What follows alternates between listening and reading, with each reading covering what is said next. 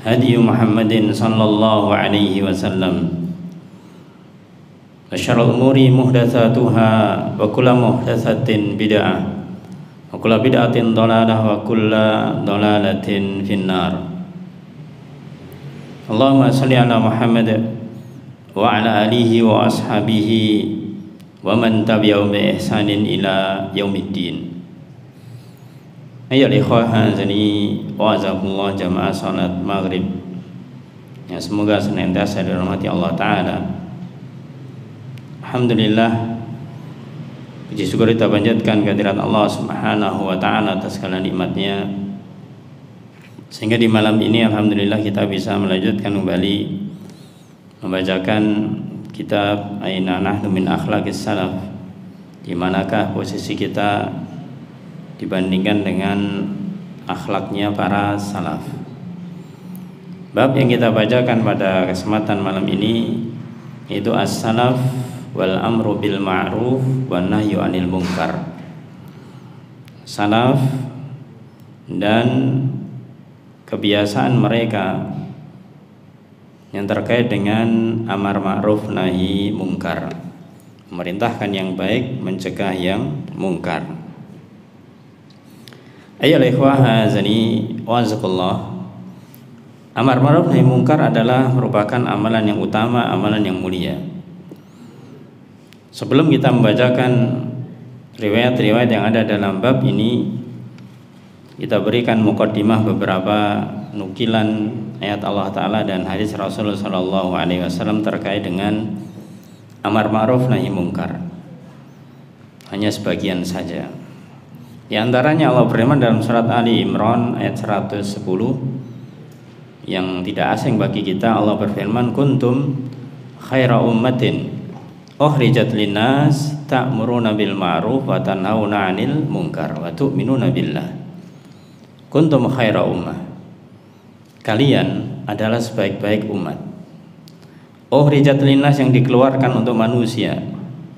Ta'muruna bil ma'ruf, kalian memerintahkan yang ma'ruf, wa tanhauna 'anil munkar, dan mencegah yang munkar.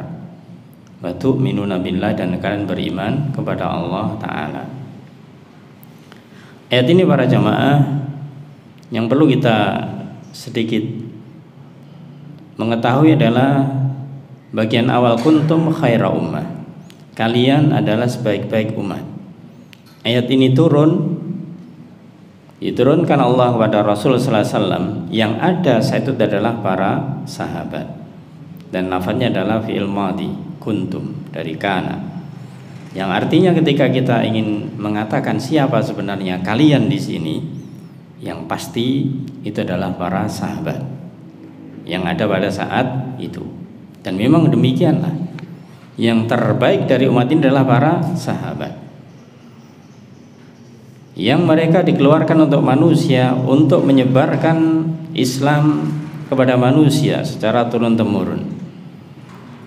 Nah, setelah Allah menyebutkan di awal bagian tentang kuntum khaira ummah fil madhi, kemudian berikutnya ta'muruna bil ma'ruf wa tanhauna 'anil munkar, ini fi'il mudhari, yaitu kata kerja untuk sekarang dan akan datang. Sehingga maknanya bahwasanya perintah, amalan amar ma'ruf nahi munkar itu tidak hanya pada masa sahabat saja, tapi terus sampai hari kiamat. Ya. Dan inilah ciri sehingga para sahabat dikatakan khaira ummah, sebaik-baik umat. Cirinya apa? Amar ma'ruf nahi munkar. Sehingga kalau ada orang misalkan ketika menukil ayat ini, kemudian seakan-akan kita semuanya adalah sebaik-baik umat, ini kadang-kadang kurang pas, karena kadang-kadang merasa bangga sebaik-baik umat padahal tidak tahu amalannya bagaimana. Ya, maka ini diarahkan kepada para sahabat. Ciri mereka yang utama adalah diantaranya amar ma'ruf nahi munkar. Juga dalam ayat yang berikutnya 114 Allah berfirman, yang menunjukkan ini sifatnya orang-orang saleh, sifatnya orang-orang saleh. Allah berfirman, yu'minuna billah wal yaumil akhir wa ya'muruna bil ma'ruf wa yanhauna 'anil munkar wa yusari'una fil khairat wa ulaika minas sholihin. Mereka beriman kepada Allah, kepada hari akhir, memerintahkan yang ma'ruf, mencegah yang mungkar, dan bersegera fil khairat, bersegera mengerjakan kebaikan. Siapa ciri-ciri ini? Ulaika minas sholihin. Itulah orang yang termasuk orang-orang yang saleh. Maka kalau orang yang dikatakan orang saleh, di antara ciri yang utama adalah menegakkan amar ma'ruf nahi mungkar. Kemudian sabda Rasulullah SAW di dalam hadis Muslim, beliau bersabda, man da'a ila hudan kana lahu minal ajri mislu ujuri man tabi'ah la yanqusu dzalika min ujurihim syai'a. Yang artinya barang siapa yang mengajak kepada petunjuk, para jamaah, ketika ada orang belum tahu, kita beritahu. Ini namanya amar ma'ruf. Kalau dia mengerjakan yang mungkar, kita ingatkan kemungkarannya. Nah, ini berarti juga mengajak kepada petunjuk. Yang salah itu ditunjukkan salahnya, kemudian diberitahu yang benar begini. Man da'a ila hudan kana lahu minal ajr, maka baginya mendapatkan pahala mislu ujuri man tabi'ah, seperti pahala orang yang mengikutinya. Orang yang diajak, yang didakwai, dia mengikuti ajakan kita misalkan, maka dia mendapatkan pahala, kita pun juga mendapatkan pahala. La yanqusu dzalika min ujurim saya, tanpa mengurangi pahala orang yang mendapatkan atau dia mengerjakan apa yang kita sampaikan. Ayo ikhwah azani wa azakullah. Juga hadis yang lainnya yang ma'ruf, yang sering kita dengarkan dalam hadis Muslim juga, man ra'a minkum munkaran falyughayyirhu biyadihi fa illam yastati' fa bilisani fa illam yastati' fa biqalbi wa dzalika at'aful iman. Barang siapa melihat, di sini ada kata ra'a. Barang siapa di antara kalian melihat, berarti kalau tidak melihat dia tidak ada kewajiban. Ya. Barang siapa melihat kemungkaran falyughayyirhu biyadihi, hendaklah dia merubah dengan tangannya, dengan kekuasaannya. Wa illam yastati', kalau tidak mampu, fa bilisani, dengan lisan atau tulisan. Fa illam yastati' fa biqalbi, kalau tidak mampu dengan hati, membencinya. Wa dzalika at'aful iman, dan ini selemah-lemahnya iman. Adapun akibat orang yang dia tidak mengerjakan, tidak melaksanakan amar ma'ruf nahi mungkar, Allah sebutkan dalam surat Al-Anfal ayat 25. Allah berfirman, wattaqu fitnatan la tusibannal ladzina dzalamu minkum khassah wa'lamu annallaha syadidul iqab. Wattaqu fitnah, dan takutlah kalian dengan suatu fitnah. Artinya jagalah diri kalian jangan sampai terkena fitnah. La tusibannal ladzina dzalamu minkum khassah, yang dimana kalau kita harus menjaga diri jangan sampai ketika tertimpa suatu musibah, suatu siksaan, maka ini tidaklah hanya menimpa orang-orang yang dolim di antara kalian secara khusus menimpa hanya orang yang dolim saja. Berarti mana sebaliknya, ketika Allah menimpakan adab, menimpakan musibah, maka ini yang terkena tidak hanya orang yang dolim saja, bisa jadi yang di sekitarnya juga kena. Ya, wa'lamu anallaha syadidul iqab, dan ketahuilah bahwasanya Allah itu sangat keras siksanya.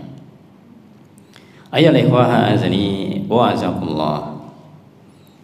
Di dalam riwayat dari Hudzaifah radhiyallahu an,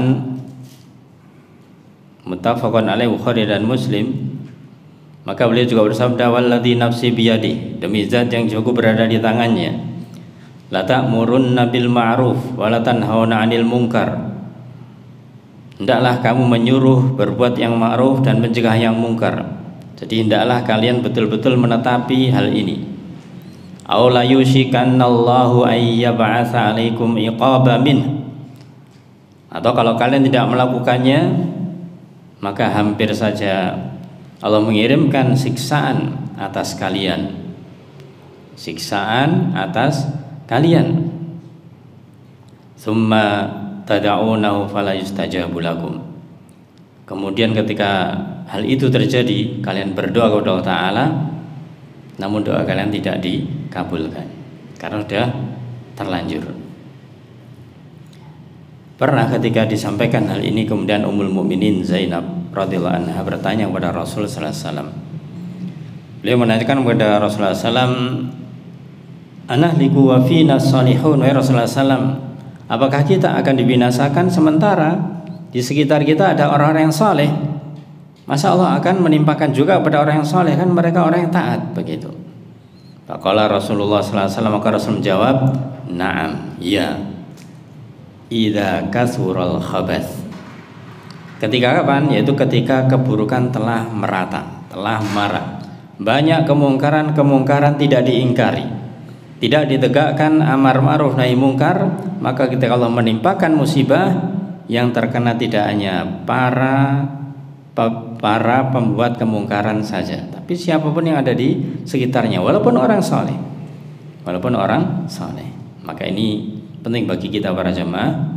Hendaklah kita berbuat amar ma'ruf nahi mungkar, tentunya adalah semampu kita. Terakhir yang kita nukilkan terkait dengan mukaddimah ini, hadis riwayat Imam Ahmad, itu Rasulullah SAW bersabda, fitnatur rajul fi ahlihi wa malihi wa nafsihi wa waladihi wa jarihi. Fitnah atau bencana seorang pria, rajul, itu fi ahli, terletak kepada ahlinya, kepada istrinya. Artinya seorang suami itu diuji oleh istrinya, juga sebaliknya istri diuji oleh suaminya juga. Wa malihi, dan juga ujiannya kepada harta. Wa nafsihi, dan juga kepada dirinya sendiri. Wa waladi, dan kepada anaknya. Wa jari, dan juga tetangganya. Artinya fitnah datang dari berbagai arah. Nah, kemudian beliau bersabda, yukaffiruha, yang bisa yaitu menggugurkan hal itu, asyam wassalah wassadaqah wal amru bil ma'ruf wan nahyu 'anil munkar. Maka kalau ingin kita itu menghindarkan diri dari musibah, apakah kita itu diuji oleh istri oleh suami, atau diuji dalam harta kita, dalam diri kita sendiri, anak kita, tetangga kita, maka tunaikanlah puasa, tunaikanlah sholat, tunaikanlah sedekah, dan amar ma'ruf nahi mungkar. Itulah pentingnya ya ikhwah a'azani wa azkullah tentang amar ma'ruf nahi mungkar ini. Tayyib. Kita sekarang masuk kepada pembahasan kitab yang kita bacakan. Yang pertama yaitu an Ibni Abi Uwais, dari Ibnu Abi Uwais, an Abi, dari ayahnya, anil Walid ibni Dawud, dari Walid bin Dawud ibni Muhammad bin Ubadah ibni Samit, dari Ibnu Muhammad bin Ubadah bin Samit an ibni Ammi, dari ayah, dari anak pamannya, yaitu Ubadah bin Walid, Ubadah bin Walid. Qal, maka beliau mengatakan, karena Ubadah ibnu Samit, dulu Ubadah bin Samit, seorang sahabat yang mulia, pernah ma'a Muawiyah, pernah bersama Muawiyah, juga seorang sahabat. Fa'adzana yauman faqama khatib yamdahu Muawiyah. Ini kondisinya di waktu hari Jumat. Ketika di waktu Jumat, kemudian Ubadah bin Samit radhiyallahu an, maka beliau bersama Muawiyah radhiyallahu an, kemudian ada di satu masjid, dan kemudian dikumandanglah adzan untuk Jumatan. Setelah adzan faqama khatib, maka khatib kemudian naik ke mimbar.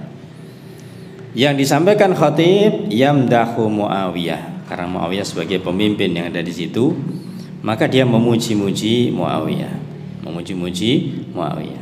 wa yusni alaih, dan menyanjungnya. ketika mendengar pujian khatib kepada Muawiyah radhiyallahu an, faqama Ubadah, maka Ubadah kemudian berdiri biturabin fiyadi, berdiri dengan memegang tanah di tangannya, memegang pasir tanah. Ya, kita tahu zaman dulu belum ada tekel atau porselen begini ya, tanah ya, maka memegang tanah di tangannya. Kemudian apa? Fahasyahu fi famil khatib. Ya, maka kemudian hasyahu. Hasyahu ini bisa berarti itu disumpalkan. Di apa bahasa kita? Ya disumpalkan itu. Ya, fi famil khatib, di mulutnya khatib tersebut. Ya. Nah, kejadian seperti ini faghadiba Muawiyah, Muawiyah akhirnya marah. Ya, kenapa khatib yang muji dia kok disumpal dengan debu ini? Faqala lahu Ubadah, maka Ubadah bin Samit radhiyallahu anhu mengatakan kepada Muawiyah, innaka wa Muawiyah, sesungguhnya engkau lam takun ma'ana, kamu waktu itu belum bersama kami. Hina bay'ana Rasulullah sallallahu alaihi wasallam bil Aqabah, ketika kami membaiat Rasulullah SAW di Aqabah ala sam'i wa ta'ah, disebutkan tentang bayatnya yaitu di atas pendengaran dan taat, mendengar dan taat apapun disampaikan oleh Rasulullah SAW. Biman syatina, baik ketika kita satu dalam kondisi giat, kondisi kita bersemangat, harus taat, harus mendengar Rasulullah SAW. Wa makrohina, atau mungkin dalam kondisi kesal, artinya mungkin nggak cocok dengan keinginan kita, tetap harus taat Rasulullah SAW. Wa maksalina, atau dalam keadaan malas, tetap harus taat. Wa asaratin alaina, dan kita harus mengutamakan Rasulullah SAW daripada diri kita sendiri. Inilah baiat yang sebenarnya. Wa alla nunazi al amra ahlahu, dan kita tidak menentang, kita tidak melawan, yaitu urusan atau perintahnya ahla di sini adalah pemimpin atau pemerintah. Tidak boleh untuk memberontak, tidak boleh untuk memberontak. Wa antaquma bil haqqi haitsu kunna, wa annaquna bil haqqi haitsu kunna, dan kita harus menegakkan yang hak dimanapun kita berada. La nakhawu fillah laumata laim, kita tidak takut karena Allah terhadap celaan orang-orang yang mencela. Disebutkan agak rinci oleh Ubadah bin Samit radhiyallahu an agar mengetahui bahwasanya baiat itu isinya demikian. Kemudian setelah itu beliau menyitir hadis Rasul sallallahu alaihi wasallam, waqala Rasulullah sallallahu alaihi wasallam, maka beliau mengatakan, Rasul bersabda, idza ra'aitumul maddahin, kalau kalian melihat orang-orang yang suka memuji-muji, ini maddah itu orang suka memuji-muji, tidak hanya sekali pujian. Ya, kalau bahasa kita apa namanya, mencari muka, ya, mencari muka. Maka orang suka memuji-muji ini apa? Sabda Rasul, fahsu fi afwahihim, maka lemparkanlah ke mulut mereka at-turaba, yaitu tanah. Nah, para jamaah, berkaitan dengan hal ini seakan-akan kok sadis gitu ya, Ubadah bin Samit langsung bertindak demikian. Maka kita harus tahu kondisinya. Makanya tadi di awal kita nukilkan salah satu sabda Rasulullah SAW, man ra'a minkum mungkaran falyughayyirhu biyadi. Ubadah bin Samit seorang sahabat, ya, Muawiyah bahasanya itu di bawahnya, khatibnya apalagi, ya, bahasanya ya kalah ilmu, kalah senior, kalah segalanya demikian, sehingga punya kekuasaan, kemampuan, sehingga langsung melakukan dengan hal tersebut. Ya, ini tentunya kita tahu fikihnya. Ketika ada kondisi demikian, kemudian khatibnya misalkan dia seorang yang memiliki kedudukan, ya, artinya kedudukan sini mungkin kedudukan dalam masalah katakanlah wilayah, kemudian melakukan yang semacam ini, mungkin dia seorang katakanlah penasehat presiden atau yang lainnya, akhirnya memuji-muji presiden, ya, kedudukannya lebih tinggi. Artinya kita misalkan sebagai jamaahnya mendengar demikian, dia memuji presiden, apakah kita juga akan mengikuti Ubadah bin Samit? Ya, cari perkara itu namanya, cari perkara. Yang artinya bahwasanya apa? Dilihat juga bagaimanakah kondisi yang seharusnya. Tapi ini adalah hadis yang hak, hadis yang benar. Artinya ketika kita memiliki kemampuan dalam arti memang kita memiliki kekuasaan, ya kita lakukan hal ini sebagaimana dikatakan oleh Ubadah bin Samit yang demikian ini. Inilah amar ma'ruf nahi munkar beliau secara langsung, ya, secara langsung. Bahasanya tanpa tedeng aling-aling. Jadi fal yuwayyirhu biyadihi yang dilakukan. Masya Allah. Taib. Kemudian riwayat yang berikutnya, riwayat yang kedua. Wa an Yunus ibni Abi Ishaq, dari Yunus bin Abi Ishaq, an Abi, dari ayahnya, an Abdullah bin Ma'qil, dari Abdullah bin Ma'qil, qal, beliau mengatakan, nazala ibnu Ummi Maktum ala Yahudiyati bil Madinah. Ibnu Ummi Maktum radhiyallahu an, beliau kita ketahui seorang yang buta, ya, termasuk muadzzinnya Rasul sallallahu alaihi wasallam. Ya, beliau suatu saat itu pernah singgah ala Yahudiyah, kepada suatu tempat atau tempat tinggal di seorang wanita Yahudi yang ada di Madinah. Jadi di tempat atau dia singgah di tempat wanita Yahudi yang ada di Madinah. Kana tarfuku, yang wanita ini sebenarnya Masya Allah dia melayani, karena beliau buta maka keperluannya dilayani. Cuma masalahnya wanita Yahudi ini wa tu'dhihi fin nabi, dia itu sukanya itu mencela Nabi, sukanya kalau kita bahasa kita melecehkan Rasul sallallahu alaihi wasallam, ya. Artinya tidak sekali aja, sukanya seperti itu, berulang-ulang ketemu demikian. Orangnya baik sebenarnya, dalam pelayanan baik, ya. Maka Ibnu Ummi Maktum karena merasa marah ketika orang Yahudiyah, wanita Yahudi ini kemudian mencela, menyakiti Rasulullah SAW dengan ungkapan melecehkan bahasa kita dan yang lainnya, fatanawalaha fadaraba faqatalaha. Akhirnya beliau kemudian mengambil, menghajar, fadaraba, memukulnya, faqatalaha, maka kemudian terbunuh, kemudian sampai mati. Ini digambarkan kematian yang ada di sini adalah tanpa sengaja, tidak dengan kesengajaan, karena beliau sudah seorang yang buta, maka saking marahnya kemudian dipukul. Akhirnya qadar Allah ternyata meninggal. Dalam peraturan dikatakan yaitu fa khanaqaha rajulun hatta mat, yaitu ada yang mengatakan yaitu dicekik begitu, ya. Maka intinya seorang Yahudiyah ini kemudian katakanlah dihajar, dipukul oleh Ibnu Maktum, akhirnya dia orang wanita ini meninggal. Akhirnya meninggal. Farafa dzalika ala Nabi sallallahu alaihi wasallam. Kemudian berita ini sampailah kepada Rasulullah sallallahu alaihi wasallam. Faqala huwa, maka beliau berkata, amma wallahi, adapun demi Allah, in kanat latarfukuni, kalau misalkan wanita tersebut itu melayaniku, mengurusi urusanku, walakin adatni fillah wa rasulih, tapi kalau dia mencela Allah dan Rasulullah sallallahu alaihi wasallam, ya, maka faqala Nabi, Rasul mengatakan, abadahallah, semoga Allah menjauhkan dia, menjauhkan wanita ini, karena dia mencela Allah dan Rasulnya. Qad abtaltu damaha, aku telah membatalkan yaitu darahnya. Darah yang artinya ketika dia terbunuh, maka seharusnya dalam hukum Islam itu kalau ada orang membunuh kan dihukum dengan kisos, yaitu dibunuh juga. Nah, ini beda hukumnya ketika yang dibunuh adalah orang kafir. Dibunuh orang kafir, apalagi di sini secara tidak sengaja.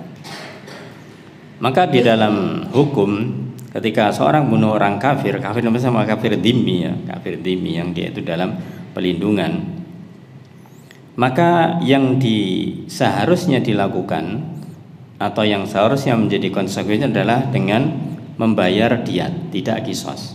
Kalau kisos itu bunuh orang muslim, seharusnya membayar diat. Ketika orang muslim misalkan membunuh seorang kafir dhimmi yang dia tidak membuat masalah, maka dia dihukumi dengan membayar diat. Namun ketika ada seorang kafir, ya, meskipun dhimmi kemudian mencela Allah dan Rasulnya, kemudian dia dibunuh, maka tidak perlu membayar diat, tidak perlu membayar denda. Ini sudah hukuman bagi dia. Maka inilah bagaimanakah beliau menegakkan amar ma'ruf nahi mungkar, yang ketika mendengar ada seseorang yang menyakiti Rasul sallallahu alaihi wasallam, mencela Rasul sallallahu alaihi wasallam. Ya, karena beliau mampu dan ini tidak sekali dua kali, yaitu sering melakukannya, maka kemudian beliau bertindak yang demikian ini. Wallahu a'lam bishawab. Ayyuhal ikhwah azani wa azakumullah. Kemudian riwayat yang ketiga, Anil Auza'i, dari Al-Imam Al-Auza'i. Haddatsani Abu Katsir, mengabarkan kepadaku Abu Katsir, an abi, dari ayahnya.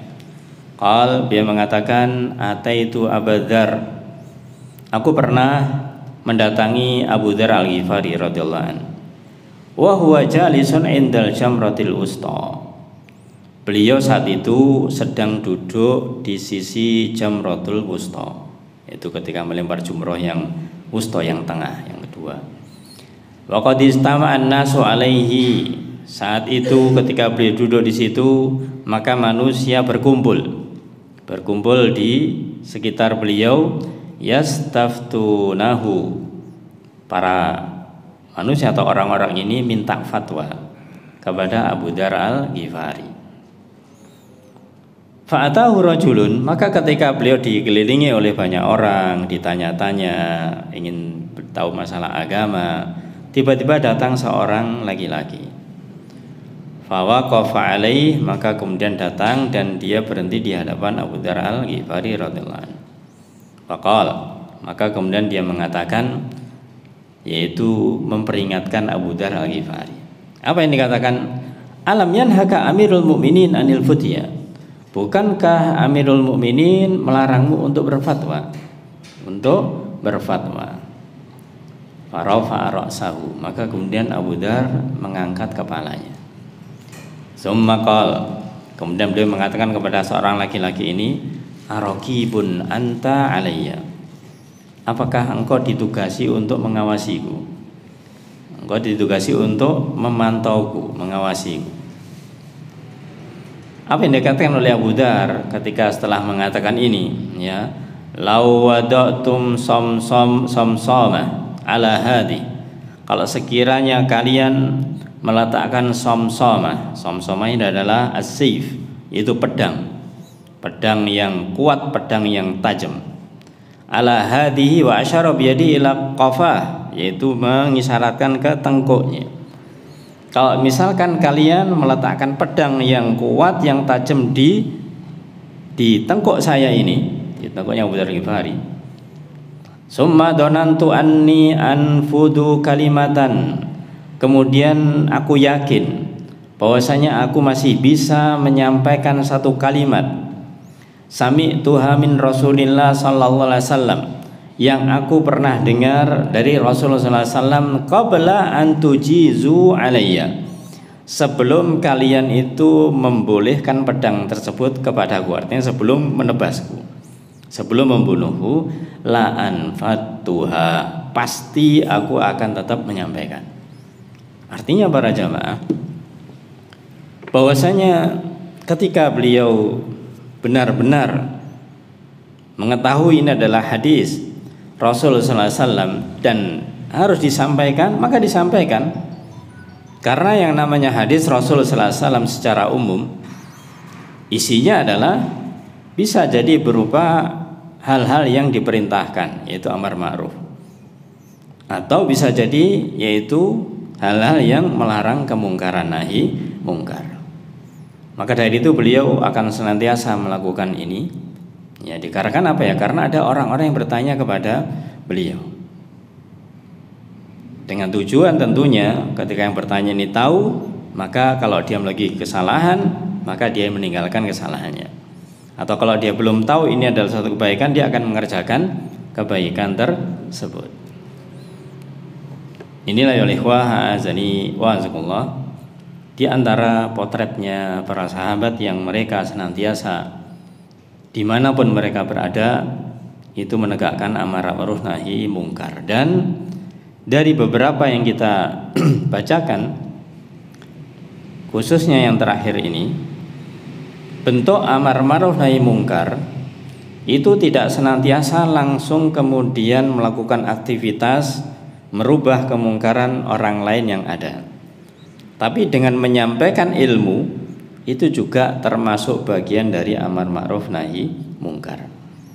Kenapa? Ya karena orang itu tidak akan mengetahui mana yang hak, mana yang batil kalau dia tidak diberitahu. Bedanya misalkan ketika seseorang melakukan kemungkaran terus ada orang yang melarangnya, itu secara langsung. Tapi ketika di luar, kadang orang melakukan kemungkaran itu kan biasanya masih malu atau masih dia itu sembunyi-sembunyi. Tapi dia melakukannya tapi tidak ada yang tahu. Maka ketika dia itu kemudian datang di suatu masjid misalkan, kemudian dia mendengarkan kajian, kemudian mengetahui ternyata perbuatannya salah, maka dia akan meninggalkan. Maka ini secara tidak langsung orang itu akan bisa tersadarkan akan kesalahannya ketika dia itu mendengarkan ilmu. Maka di antara bentuk amar ma'ruf nahi mungkar adalah dengan menyampaikan ilmu yang hak. Kemudian ya ikhwah azani wa azakullah. Wa qala Adz-Dzahabi, berkata Al-Imam Adz-Dzahabi fi Turjumatil Imam Qadi Madinah Barqah, di dalam biografinya Imam Qadi Madinah Barqah yang ada di kota Barqah, yang namanya Muhammad bin Hubuli, namanya Muhammad ibnu Hubuli. Jadi seorang qadi, seorang hakim, orang yang tentunya memiliki ilmu.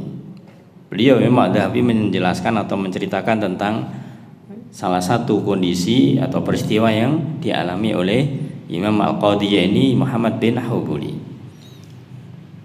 Apa yang dikisahkan oleh beliau? Atahu Amir Barqah, maka pemimpin Barqah, gubernur Barqah itu mendatangi beliau, mendatangi Imam Al-Qadi Muhammad bin Hubuli ini.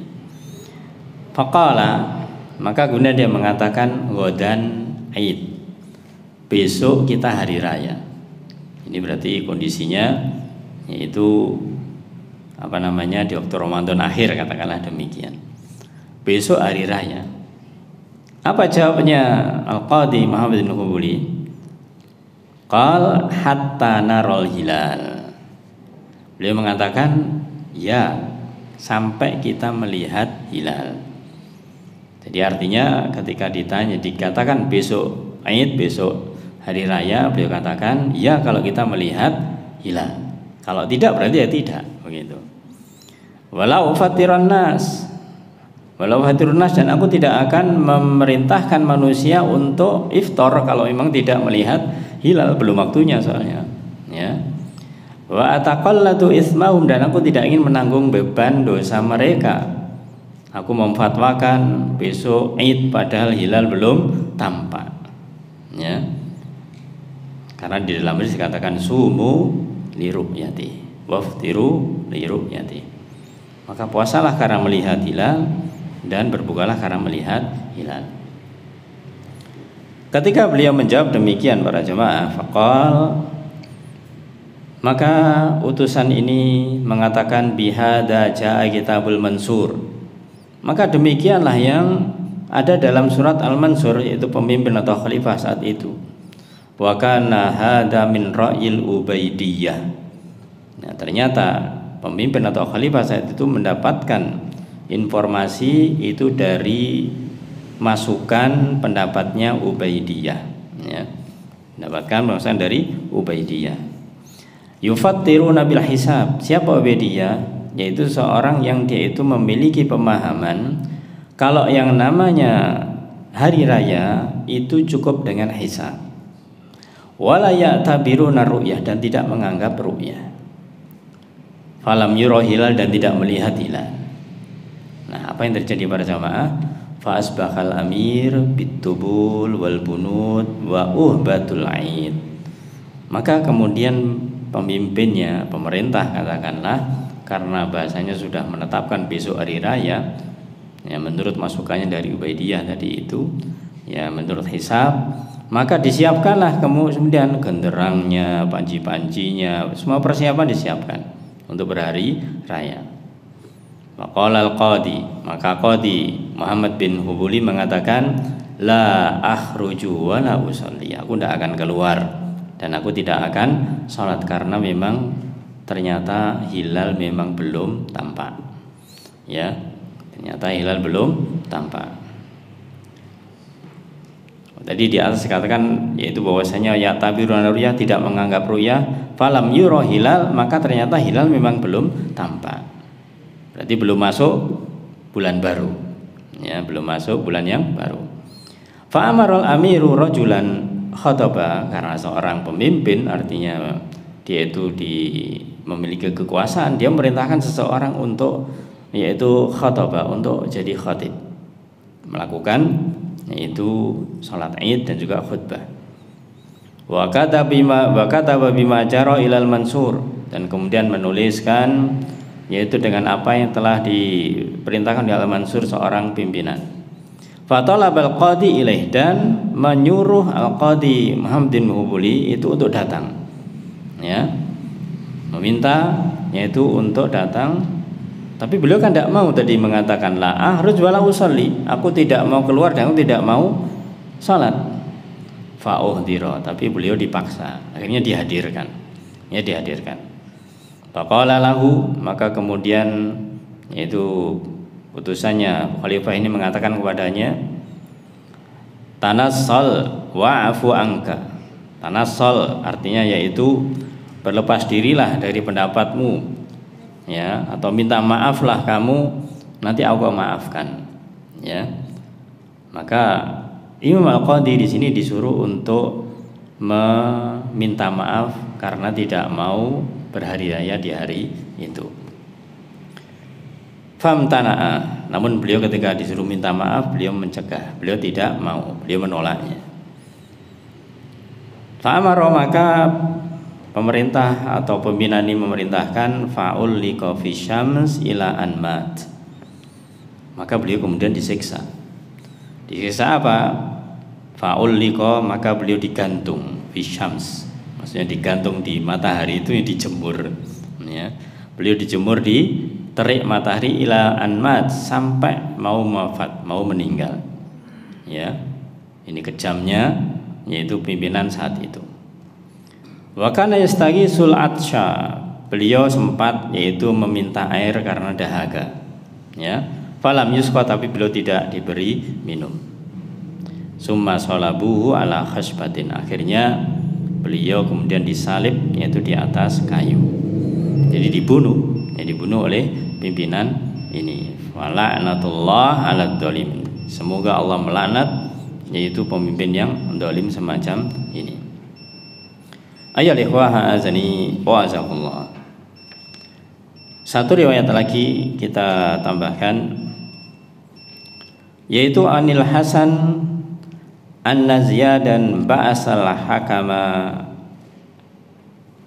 bahwasanya Hasan al-Basri, dari Hasan al-Basri, sesungguhnya Ziyad mengutus al-Hakam ibn Amr, Hakam bin Amr ala Khurasan, yaitu untuk pergi ke Khurasan, untuk menaklukkan kota Khurasan. Fa fatahallahu azza wa jalla alaihim, maka beliau yaitu Al-Hakam bin Amr dengan izin Allah, maka beliau bisa menaklukkan kota Khurasan. Wa asabu amwalan azimah, karena bisa menaklukkan kota Khurasan maka mendapatkan yaitu harta yang banyak, ghanimah, harta yang besar.